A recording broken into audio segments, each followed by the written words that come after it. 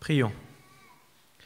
Seigneur notre Dieu, ta parole se fait connaître, elle retentit encore et toujours, car tu n'as de cesse de nous parler, tu n'as de cesse de t'adresser à nous pour que nous marchions vers toi dans toujours plus de vérité et de sainteté.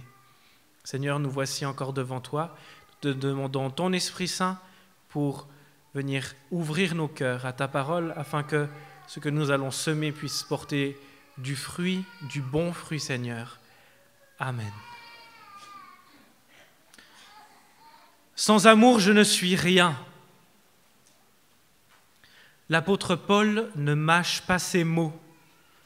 Sans amour, je ne suis rien. Ici, Paul parle des actes extérieurs, des manifestations spirituelles qui se pratiquaient chez les Corinthiens. Vous savez que les Corinthiens, ce sont des champions des manifestations spirituelles et des dons spirituels. Il leur rappelle donc que leur don spirituel dépourvu d'amour, ce n'est rien. Paul leur donne un nouvel étalon de mesure de la pratique de leur foi, l'amour. Mais de quoi parle-t-on quand on parle d'amour ? Depuis que je suis arrivé, j'entends, notamment chez certains jeunes, une opposition entre doctrine et amour. Pourquoi mettre les choses en opposition là où il n'y en a pas ? Il n'y a pas d'opposition entre la doctrine et l'amour. La doctrine, c'est le cadre qui permet que l'amour véritable de Dieu soit prêché, enseigné et vécu. Il n'y a pas besoin d'opposer les choses. Pourquoi vouloir tout de suite dire que la doctrine serait quelque chose de contraignant, de mauvais ? La doctrine précède même l'écriture des évangiles. Comme je l'ai expliqué aux jeunes tout à l'heure, la Bible n'a pas été écrite en 1933. La Bible a été écrite, composée, rassemblée pendant le 1er siècle. L'Église avait déjà une vie spirituelle, des règles pendant cette durée-là. La doctrine existait déjà, concernant le baptême, concernant la Sainte Seine. Si l'apôtre Paul écrit ces choses-là, c'est parce que ces choses-là existaient. Donc cessons de mettre en opposition ce qui n'a pas besoin d'être opposé. Tu parles en langue. Et quelle que soit la langue que tu parles, que ce soit le français, le malgache, il n'y a qu'une seule langue qui est parlée au ciel. C'est l'amour. L'amour, c'est la vraie langue du ciel, quelle que soit la langue terrestre qui la véhicule ensuite à nos oreilles. Tu peux prophétiser, tu peux avoir toutes les révélations que tu veux, il n'y a que l'amour accompli en Jésus-Christ qui est véritablement prophétie et accomplissement de la prophétie. Il n'y a que l'amour de Dieu en Jésus-Christ qui est révélation authentique.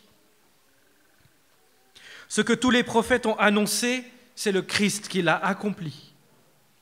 Il n'y a pas de révélation authentique qui n'annonce pas l'amour de Dieu manifesté en Jésus-Christ mort et ressuscité. C'est la croix qui est le point de départ de l'amour véritable. Il n'y a pas de plus grand amour que de donner sa vie pour ses amis.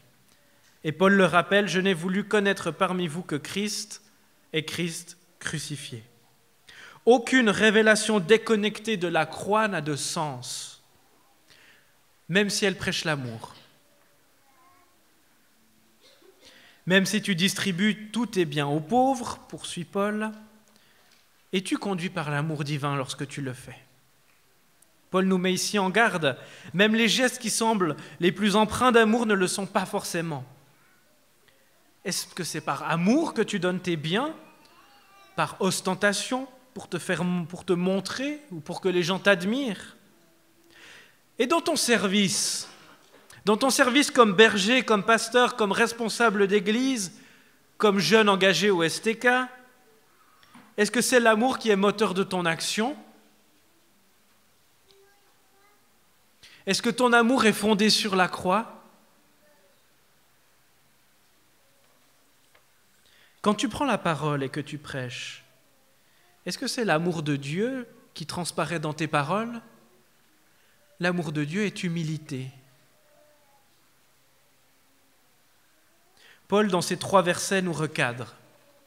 Nos paroles, même les plus spirituelles, peuvent être vides d'amour si elles sont déconnectées de la prédication de la croix. Nos connaissances, même les plus spirituelles, peuvent être vides d'amour. Et nos gestes, même les plus spirituels, peuvent être vides d'amour. Si je suis vide d'amour, je ne suis rien. Car au jugement, l'amour de Dieu sera comme un feu qui va consumer tout ce qui ne lui appartient pas.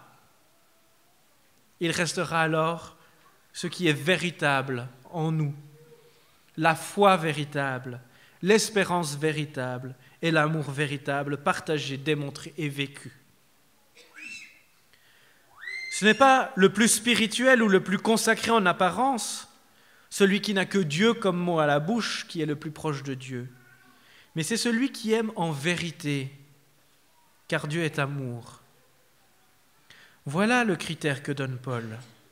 L'amour est le critère de notre prière et de notre prédication. C'est le critère de notre foi et de notre connaissance de Dieu. C'est le critère de nos actions et de notre ministère. Tu es berger, peut-être que tu t'apprêtes à le devenir. Est-ce que c'est l'amour des personnes qui se présentent devant toi qui te dirige ? Est-ce que tu as le cœur ému de compassion comme Jésus voyant les foules ? Ou est-ce que tu cherches juste des faire-valoir ? Et entre jeunes, et entre bergers, entre pasteurs, y a-t-il unité dans l'amour ? Non pas l'unité qui gomme les différences, non pas l'unité au mépris de la vérité, mais la vraie unité qui se fonde sur la vérité et sur l'amour du Christ. Y a-t-il un seul cœur et une seule pensée pour le Seigneur, entre mari et femme, entre enfants et parents, et au sein de nos communautés ? Sommes-nous mobilisés par un seul amour ? Non, nous sommes encore désunis à cause de nos convoitises. C'est l'amour de soi qui préside dans nos rassemblements, dans nos discussions. C'est pour cela que nous nous déchirons. Et certains quittent l'Église parce qu'un tel fait ceci, un tel fait cela, un tel ne fait pas ceci, un tel ne fait pas cela, un tel ne prêche pas comme ceci, un tel ne prêche pas comme cela, alors je quitte pour aller ailleurs. Et je dis que je quitte cette Église d'hypocrites. Il y a une plaisanterie comme ça qui dit « ne plus aller à l'église à cause des hypocrites, c'est comme ne plus aller au fitness à cause des personnes en surpoids. » L'église, c'est le lieu. Si les hypocrites ne sont pas dans l'église, où seront-ils soignés ? L'église, ce n'est pas un reliquaire de saints, c'est un hôpital pour les pécheurs. Beaucoup font du tourisme ecclésial. Ils passent de communauté en communauté à la recherche de la communauté parfaite. Ils seront déçus car la communauté parfaite n'existe pas. Elle sera dans le royaume. Ici-bas, nous nous efforçons de marcher vers la sainteté et dans l'amour les uns pour les autres et pour Dieu. Mais voilà, nous sommes maladroits. Nous nous blessons les uns les autres. Nous nous mordons même parfois. Et parfois, nous nous mordons jusqu'au sang. Trouve-t-on assez d'amour pour se demander pardon ? Trouve-t-on assez d'amour pour se pardonner ? Si on se base et si on se confie que sur notre amour humain, alors notre capacité d'aimer sera toujours défaillante et déficiente.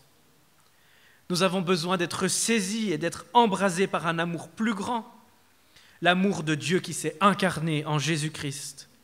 Car il n'y a pas d'amour plus grand que cet amour qui s'est révélé dans la Bible, Jésus-Christ mort et ressuscité. On peut toujours chercher, on peut faire le tour de toutes les églises, essayer toutes les techniques de développement personnel, nous serons toujours frustrés. On peut courir après tous les plaisirs matériels et charnels, on sera toujours déçus.